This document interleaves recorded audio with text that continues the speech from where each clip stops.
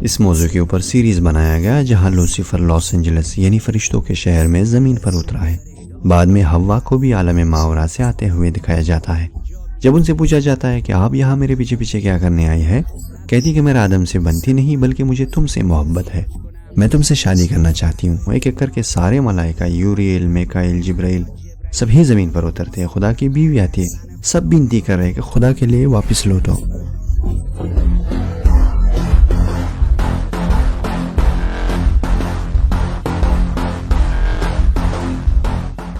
بعد میں یہ سیریز کون زیادہ دیکھتی؟ ہائی اسکول کی لڑکیاں۔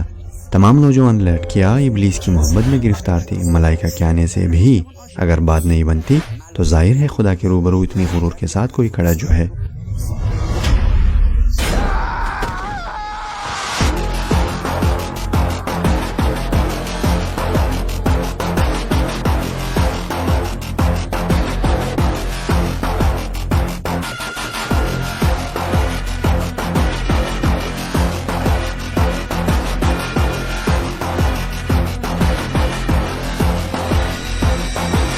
جوئسانس۔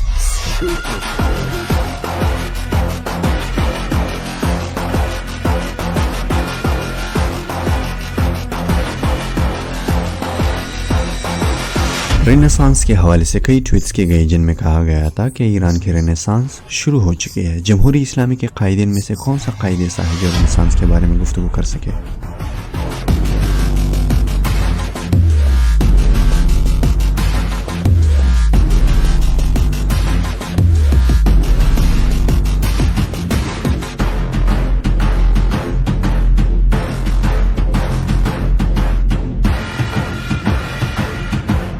ابلیس نے آدم و حوا کو ممنوع درخت کا پھل کھانے پر اکسایا، جبکہ فرمان الہی یہ تھا لا تقربوا هذه الشجرة، اس درخت کے قریب بھی مت جانا۔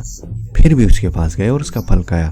یہاں اس بات کو دو زاویوں سے دیکھنا ہوگا۔ پہلا یہ کہ آدم کا ممنوع پھل کھانے کی خواہش، اور دوسری بات آدم کا درخت ممنوع کے پاس جانے کی تجسس۔ کسی کو گناہ کرنے کی خواہش ہوتی ہے تو کسی کو حدود و قوانین توڑنے میں دلچسپی ہوتی ہے۔ کسی کو شراب نوشی، زنا اور سود خوری جیسے گناہونی افعال انجام دینے کی خواہش ہوتی ہے تو کسی کو ہمیشہ تجسس سے رہتی ہے کون سی بات آدم کو اندر سے کہی جا رہی تھی۔ جاویدانگی، دوسرا معرفت، تیسرا اس درخت کے پاس کیوں نہ جاؤں، تجسس۔ اسے سائیکولوجی کی اصطلاح میں کیا کہتے ہیں؟ جو سائیکولوجی پڑھنے جاتے، میں رسک لینا چاہتا تھا کہ دیکھے تو صحیح کہ کیا ہوتا ہے۔ بھائی اس درخت کے قریب بھی مت جانا، رہنے دو، چلو قریب سے دیکھتے، جو ہوگا دیکھا جائے گا۔ ان باتوں کو جاننے کی تجسس اس پھل کے کھانے کی خواہش سے کئی زیادہ خطرناک ہے۔ اس تجسس کو جوئسانس کہا جاتا ہے۔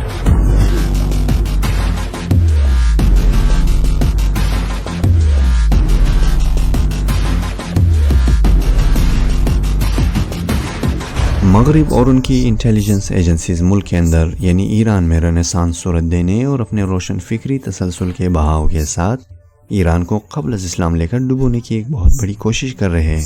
اٹلی اور فرانس میں رینیسانس کے بعد اب مغربی ممالک جوئسانس کے مرحلے تک پہنچے، یعنی رینیسانس سے مسیحیت میں عقل و شر کے حوالے سے تمام حدود کی پامالی سے جوئسانس کے مرحلے تک پہنچنے کا سفر، اور رینیسانس سے جوئسانس کے مرحلے تک پہنچنے میں انہیں لگ بھگ 200 سال لگے۔ اب جبکہ ہمارے جامعہ میں اس کے برعکس ہو رہا ہے، زور اس بات پر دی جا رہی ہے کہ ایران میں پہلے جوئسانس صورت دی جائے، بعد میں اسے رینیسانس کی طرف لے جایا جائے۔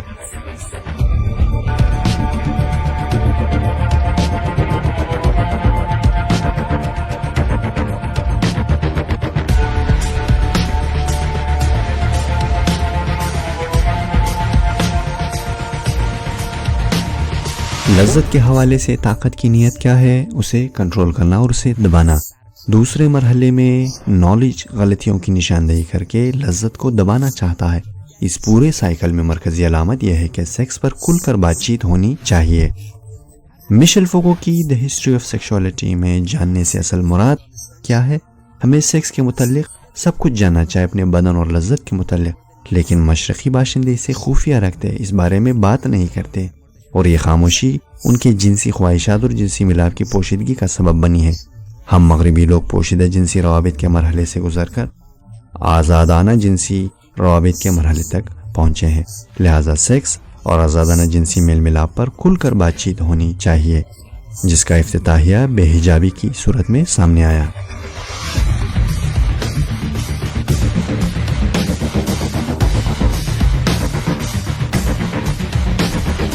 اگر کسی معاشرے میں سیکس پر آزادانہ گفتگو کرنا ہی مقصود ہو تو پہلے اس جامعہ کو برہنہ ہونا ہوگا. برہنہ جسم پر کھل کر بات چیت ہونی چاہیے بلا روک ٹوک کے بدن کے ہر حصے کو دیکھا جا سکے. اس لیے سب سے پہلے جو مجسمے اٹالین رنیسانس میں بنائے گئے وہ حضرت داؤد کا ننگا مجسمہ تھا تاکہ لوگ براہ راست جسم کو دیکھ سکے اور اس کے بارے میں بات کر سکے. گرجا گھروں میں ملائکہ و انبیاء کی جو برہنہ نقاشیاں بنائی گئی تھی اصل میں بے حجابی سے ہی شروعات کر کے دین پر حملے کیے گئے.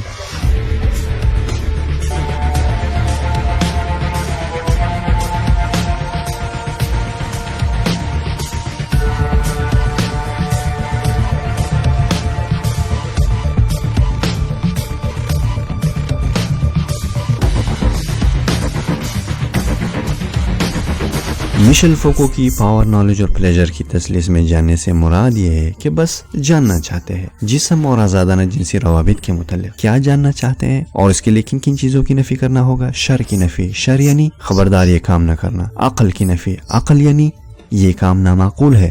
عقل و شر سے آزاد ہو کر جوئسانس تک پہنچنا چاہتے ہیں. جنسی لذت کی جگہ جنسی آگاہی کا مفہوم لیتی ہے جہاں جنسی روابط کے متعلق کچھ جاننا فقط لذت رکھتی ہے. سچ میں، جی سچ میں مغرب میں سائیکیٹرسٹ کو جس بڑی بیماریوں کا سامنا کرنا پڑ رہے ہیں وہ یہ کہ اب لوگ جنسی معاملات سے لذت نہیں لیتے. عملی طور پر جنسی عمل انجام دینے کی بجائے فقط اس عمل کے بارے میں سوچنے سے لطف اندوز ہوتے ہیں.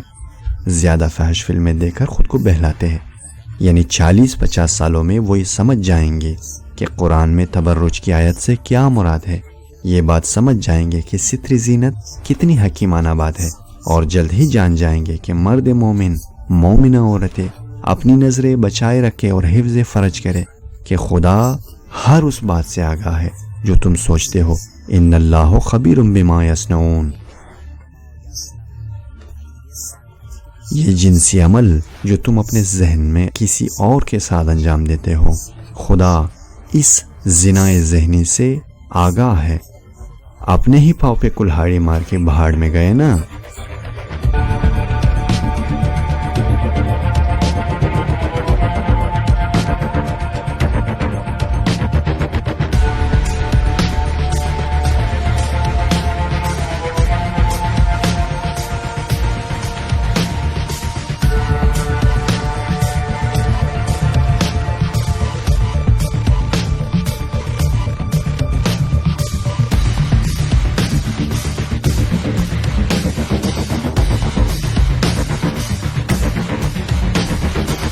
ایسی ہی ایک آفت جو بھی مغرب میں آئی ہے وہ یہ کہ 62% مردوں کی سپرم پاور ختم ہو چکی ہے. اگر یہ سلسلہ چلتا رہا تو اگلے 30 سالوں میں زمین کی آبادی رک جائے گی. وہ یہ جاننے کے لیے متجسس ہوتے ہیں کہ کسی پورن اسٹار نے پہلی بار جنسی عمل کیسے انجام دی. اب خربوزہ خربوزے کو ہی دیکھ کر رنگ پکڑتا ہے. ظاہر ہے یہی عمل دوسرے بھی دہرائیں گے. دا ہسٹری آف سیکشولیٹی کے عنوان سے مراد ہی یہی ہے. یعنی 10,000 پورن اسٹارز وہی ایک ہی عمل دہرا رہے ہوتے ہیں نا. اس لیے اس کا جی نہیں بھرتا. ایک ایک کر کے سارے پورن اسٹار کے متعلق جاننا چاہتے ہیں. اب ایسے لوگ اگلے کے متعلق جاننے کے لیے اتنا متجسس کیوں ہوتے؟ اس بات کے جواب میں کاہر اپنی کتاب Who Has Been Sleeping in Your Head میں کہتا ہے کہ یہ چیزیں وقتاً فوقتاً پرانی ہو جاتی ہے. یعنی ایک شخص ایک مدت تک اپنے ذہن میں کسی دوسرے شخص سے مطمئن ہوتا ہے، پھر اس کو ایک طرف رکھ کر 2 ہفتے بعد کسی دوسرے کو اس کی جگہ رکھتا ہے، پھر تیسرے کو. اسے کہتے ہیں پورنوٹوپیا. ایسا مثالی جامعہ جو فرد کے ذہن میں ہوتا ہے. یہ ایک ایسا جامعہ ہوتا ہے جہاں خواہش فقط جاننے کی ہوتی ہے، یہاں سے نالج شکل لیتی ہے. ابھی کچھ ایسا ہی رونما ہوا نا. ہمارے نوجوانوں نے انسٹاگرام پر جا کر ان برہنہ عورتوں کی تصویریں دیکھی، اپنے لیے لڑکے لڑکیاں تلاش کرنے لگے، مووی سیریز، اینیمیشن اور کمپیوٹر گیمز دیکھے. بعد میں آ کر اسکول میں نماز جماعت میں بھی شرکت کی. یہ سلسلہ چلتا رہا. ویسے یہ لوگ کسی وکٹورین سے کم بھی تو نہ تھے. انہی گھرانوں کے بچوں میں سے ایک 9 عمر لڑکے نے انٹرنیٹ پر براہ راست آ کر کسی بد کردار عورت سے باتیں کرتے ہوئے کہا کہ وہ خود لذت کے لیے کون سا کثیف عمل انجام دیتا ہے. پھر یہ ناٹک چلتا رہا. کسی کو خبر بھی نہ ہوئی کہ پانی سر سے گزر رہا ہے اور پورے معاشرے کو جوئسانس کے طوفان میں ڈبویا جا رہا ہے. وہ آفت جو 100 سال میں فرانس پر آئی، وہی مصیبت پچھلے 20 سالوں سے ہمارے معاشرے میں جنم لے رہا ہے. آخرکار کسی پوڑے پنسی کے پھیپ کی طرح باہر نکل آیا.